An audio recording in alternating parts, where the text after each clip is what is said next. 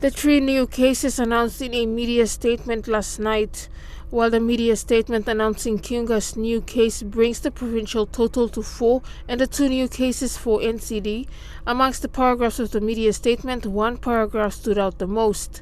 The controller David Manning stating the Central Public Health Laboratory and Port Moresby General Hospital cluster had to do with the frontline workers not using proper protective personal equipment. The sentence read, and I quote, "We have also detected clusters within the Port Moresby General Hospital and the Central Public Health Laboratory as a result of our advocates not adhering to the standard infection control practices and not wearing the correct personal protective equipment for the right type of jobs in these health facilities," end quote.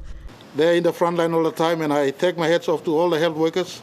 We're doing everything possible to ensure and keep our health workers, defense and police safe as we step up into the next round of elevated response in Port Moresby City. We will be ensuring that our health workers are protected, defense and police, and those in the front line are protected.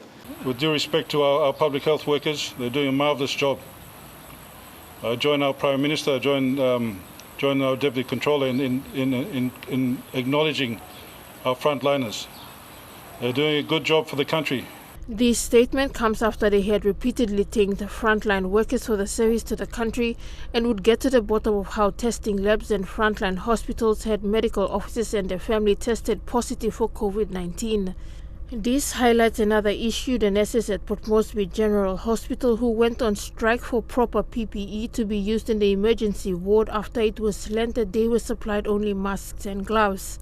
Later on, POM Gen changing this to level 2 PPE for emergency department staff, while at CPHL we are still unaware of what level of protection was given to lab tech staff who became the first positive case of COVID-19 leading to community transmission in the city.